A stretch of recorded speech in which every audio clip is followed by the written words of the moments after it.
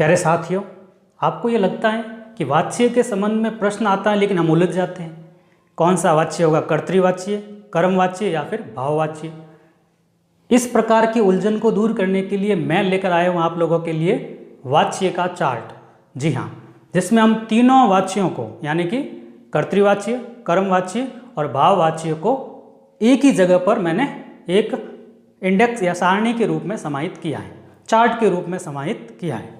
देखिए, यहाँ पर हम बात करने वाले हैं वाच्य की पहचान की। वाच्य की पहचान में हम बात करने वाले हैं सबसे पहले कर्तृवाच्य की, उसके बाद कर्मवाच्य की और अंत में बात करेंगे भाववाच्य के पहचान की। ठीक है, शुरुआत करते हैं। सबसे पहले कर्तृवाच्य की पहचान के रूप में कौन कौन सी बातें आपको ध्यान रखनी होगी। सबसे पहले क्रिया जो होगी ना, किसी भी वाक्य की क्रिया होती है वो किसके अनुसार होती है। क्रिया यदि कर्ता के अनुसार है तो वहाँ पर निश्चित रूप से क्या होगा, कर्तृवाच्य होगा।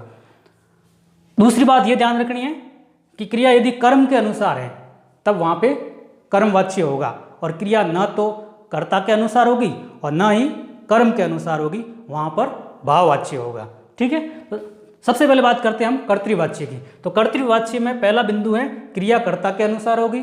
दूसरा बिंदु है शून्य परसर्ग युक्त यदि कर्ता है, यानी कि कर्ता के साथ किसी भी प्रकार का कोई परसर्ग नहीं लगाए, यानी कि कर्ता के साथ जो उसकी विभक्ति है ने वो नहीं लगाओ, तब वहाँ पर हमें ध्यान रखना है ऐसे वाक्य हमेशा कर्तृवाच्य होते हैं। यानी कि कर्ता के साथ कुछ भी नहीं आया हुआ परसर्ग के रूप में। राम खेलता है, श्याम दौड़ता है, ठीक है, सीता लिखती हैं, राधा नाचती हैं, इस प्रकार के जो वाक्य हैं इसमें कर्ता के साथ किसी भी प्रकार का कोई परसर्ग नहीं लगा है। इसलिए यहाँ पर ये जो वाक्य होंगे ये वाच्य के रूप में कर्तृवाच्य के उदाहरण होंगे। तीसरी बात, कर्ता के साथ आपको हमेशा क्या दिखेगा, न दिखेगा। प्रतियोगी परीक्षाओं के अंतर्गत यदि आपके सामने एक प्रश्न आ गया है कि राम ने खाना खाया, श्याम ने पत्र लिखा, यहाँ पर कर्ता के साथ क्या आ रहा है, परसर्ग के रूप में न आ रहा है। तो यहाँ पर हमें यह ध्यान रखना है कर्ता के साथ न आने पर हमेशा कर्तृवाच्य ही होगा। ठीक है, और क्रिया कर्म के अनुसार होगी, लेकिन ध्यान रखना है क्रिया क्या होगी, कर्म के अनुसार होगी। कर्ता के साथ जैसे ही विभक्ति लगी ने, तब क्रिया जो है वो कर्ता से मुक्त हो गई। ठीक है, और कर्म के अनुसार क्रिया चलेगी, लेकिन वाच्य फिर भी ध्यान रखना है कर्ता के साथ न दिख गया, इसका मतलब हमेशा ध्यान रखना है कर्तृवाच्य ही होगा। ठीक है, चौथा बिंदु है, इसमें वाक्य नकारात्मक भी हो सकते हैं। ऐसा नहीं है कि नकारात्मक होने की स्थिति में हमारा रटा हुआ है कि भाववाच्य होगा, ऐसा कभी नहीं होगा। ध्यान रखना, हमें क्रिया देखनी है और क्रिया किसके अनुरूप आ रही है उसके अनुसार ही वाच्य निर्धारित होता है, चाहे वाक्य सकारात्मक हो या फिर नकारात्मक। चलिए, जैसे राम ने पुस्तक नहीं पढ़ी, ठीक है, सीता ने खाना नहीं बनाया, तो यहाँ पर नहीं देख के आपको सीधा भाववाच्य नहीं लगाना है, हमें ये देखना है कि कर्ता के साथ क्या प्रयोग हुआ है, न प्रयोग हुआ है, तो हमेशा क्या होगा, कर्तृवाच्य होगा। ठीक है, अगला बिंदु, इसमें अकर्मक क्रिया भी हो सकती है और सकर्मक क्रिया भी हो सकती है। जैसे पक्षी उड़ते हैं, यहाँ पर उड़ने का काम कौन कर रहे हैं, पक्षी, तो पक्षी यहाँ पर कर्ता हो जाते हैं। लेकिन हमें ये मत सोचना कि कर्ता के साथ न लगेगा तो ही कर्तृवाच्य होगा, नहीं, कर्ता के साथ परसर्ग नहीं लगा है, शून्य परसर्ग है, तो भी वाक्य जो कर्तृवाच्य का होगा। और सकर्मक के रूप में राम पुस्तक पढ़ता है, राधा गाना गाती हैं, तो यहाँ पर पुस्तक और गाना कर्म है, इसलिए क्रिया कैसी हो गई, सकर्मक, लेकिन कर्ता के साथ क्या लगा हुआ है, न, इसलिए हमें यह ध्यान रखना है कर्तृवाच्य का उदाहरण होगा। अगला बिंदु है, कर्ता के साथ कभी भी से या के द्वारा नहीं होगा प्रयोग के रूप में। हम देखेंगे कि कर्ता के साथ कभी भी से या के द्वारा का प्रयोग नहीं होता है। जब आपको प्रश्न दिखा राम से लिखा नहीं जाता, या राधा से खेला नहीं जाता, या वृद्ध से चला नहीं जाता, तो इसका मतलब ये नहीं है कि यहाँ पर से या के द्वारा लग गया है तो हम कर्तृवाच्य कर देंगे, बिल्कुल नहीं करेंगे। से या के द्वारा कभी भी कर्तृवाच्य में प्रयोग नहीं होता है। आगे बात करते हैं हम, कर्ता और कर्म दोनों यदि परसर्ग युक्त हो, ये बिंदु जो हैं आप सभी प्रतियोगी परीक्षार्थियों के लिए बेहद उपयोगी पॉइंट है। कौन सा, कर्ता और कर्म दोनों परसर्ग युक्त हो। जैसे कर्ता के साथ ने लगा हुआ, कर्म के साथ भी उसका जो विभक्ति है वो को लगा हुआ है। ठीक है, जैसे हरि ने श्याम को पुस्तक दी, तो यहाँ पर जो हमें ध्यान रखना है, दोनों क्या हैं, परसर्ग युक्त हैं, फिर भी वाच्य कौन सा होगा, कर्तृवाच्य ही होगा।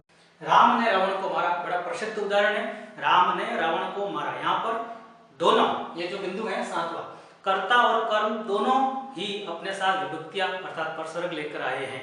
क्या उस स्थिति में हम भाववाच्य करेंगे, कर्मवाच्य करेंगे या फिर कर्तृवाच्य? तो आपको घबराने की आवश्यकता नहीं है, भ्रमित होने की आवश्यकता नहीं है, आपको कर्तृवाच्य ही करना है। ठीक है, कर्ता अपने साथ ने लिए हुए हैं, इसलिए यहाँ पर हमें क्या करना है, कर्तृवाच्य ही करना है। भले ही कर्ता और कर्म दोनों परसर्ग लिए हुए हो, फिर भी वाच्य कौन सा होगा, कर्तृवाच्य। तो राम ने रावण को मारा, कर्तृवाच्य उदाहरण। आप प्रयोग की बात करेंगे, ये भावे प्रयोग जरूर है, लेकिन प्रयोग के बारे में हम बात अगले वीडियो में करेंगे। यहाँ पर केवल कर्तृ, कर्म और भाववाच्य की पहचान के रूप में हम देख रहे हैं।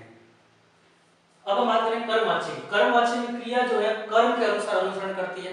ठीक है, कर्ता के साथ से या के द्वारा विभक्ति का प्रयोग होता है, और इसमें कर्तृवाच्य में क्या था, मैं या फिर परसर्ग शून्य।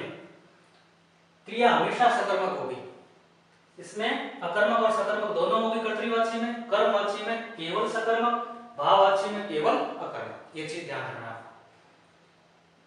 कर्म हमेशा मौजूद होगा, कर्म मौजूद होगा तभी तो कर्मवाच्य होगा। ठीक है, ये ध्यान रखना। मुख्य क्रिया के साथ जा सहायक क्रिया होती है। ठीक है, मुख्य क्रिया के साथ जा सहायक क्रिया इन दोनों में होती है, भाववाच्य और कर्मवाच्य में। ठीक है, उदाहरण देखेंगे हम। वाक्य नकारात्मक भी हो सकते हैं, सकारात्मक तो है, लेकिन उसके साथ साथ नकारात्मक वाक्य भी देखने को मिल सकते हैं।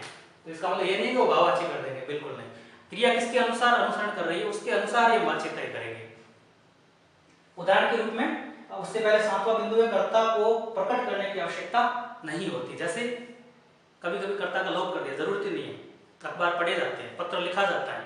ठीक है, ये तो उदाहरण है, किसके उदाहरण है, कर्मवाच्य के उदाहरण। कर्ता का लोप कर दिया, फिर भी कर्मवाच्य के उदाहरण है। रमेश के द्वारा पुस्तक पढ़ी गई, तो यहाँ पर रमेश कर्ता के साथ के द्वारा परसर्ग है, क्या है, से या के द्वारा। से का प्रयोग अशक्यता, असमर्थता के रूप में कर्ता के साथ प्रयोग किया जाता है, और के द्वारा का प्रयोग सामान्य सकारात्मक वाक्य में किया जाता है। तो रमेश के द्वारा पुस्तक पढ़ी, मुख्य क्रिया पढ़ना है, और यहाँ पर भूतकालिक जा धातु से जो क्रिया बनी है वो है गई। पुस्तक के अकॉर्डिंग स्त्रीलिंग है, तो गई भी स्त्रीलिंग, पढ़ी भी स्त्रीलिंग। तो यहाँ कर्म के अनुसार क्रिया अनुसरण कर रही है, तो कर्मवाच्य हो जाता है। वृद्ध से बोझ नहीं उठाया जाता, यहाँ पर बोझ शब्द जो है वो कर्म के रूप में है। ठीक है, बोझ नहीं उठाया जाता, ये नकारात्मक वाक्य है, किस में जाएगा, कर्मवाच्य में। भाववाच्य मत कर देना, क्रिया को देखना है किस रूप में अनुसरण कर रही है, प्रयोग के रूप में, वहां पर क्रिया के अनुसार ये भाववाच्य होगा या कर्मवाच्य होगा, वो तय करेंगे। अखबार पढ़ा जाता है, यहाँ पर कर्ता का लोप कर दिया गया है ना। अखबार कर्म है और पढ़ा जाता है क्योंकि पुल्लिंग है, इसलिए अखबार पढ़ा जाता है। यहाँ स्त्रीलिंग करे चिट्ठी, चिट्ठी पढ़ी जाती है, ऐसा होता था। भाववाच्य की बात करते हैं, क्रिया हमेशा एक वचन, पुल्लिंग और अन्य पुरुष के रूप में होती है। क्रिया के साथ क्रिया नहीं होगी, यहाँ कर्ता होगा, क्या होगा, कर्ता। कर्ता के साथ से या के द्वारा इसमें भी प्रयोग किया जाएगा, लेकिन इसमें असमर्थता या अशक्यता का भाव होता है। मुख्य क्रिया जा सहायक क्रिया साथ में लगी हुई होगी, और अशक्यता असमर्थता का भाव भाववाच्य के उदाहरणों में देखने को मिलता है। वाक्य सकारात्मक और नकारात्मक दोनों हो सकते हैं, ऐसा नहीं है कि इसमें नकारात्मक है तो ही भाववाच्य होगा, नकारात्मक नहीं है तो भाववाच्य नहीं होगा, ऐसा बिल्कुल नहीं है। क्रिया किस रूप में आई है उस हिसाब से हम वाच्य का अनुसरण करते हैं, बार बार मैं यही कह रहा हूँ। वाक्य सकारात्मक या नकारात्मक दोनों हो सकते हैं। अब बात करते हैं उदाहरणों की। पैरों में दर्द के कारण मुझसे चला नहीं जाता, है ना, पैरों में दर्द के कारण मुझसे, से आए हुए हैं, से का प्रयोग सामान्यतः अशक्यता या फिर असमर्थता के भाव में कर्ता के साथ किया जाता है। और ऐसे ही वीडियो हम आपके लिए लेकर आएंगे जो आपकी परीक्षाओं की दृष्टि से बहुत ही उपयोगी साबित होंगे, और हमारा उद्देश्य है कि आपका एक एक बिंदु क्या हो आपको आसानी से समझ में आ जाए, ताकि परीक्षा हॉल में आपको उत्तर को सही करने में किसी भी प्रकार की दिक्कत ना हो, कुछ ही सेकंड में आप पहचान कर पाओ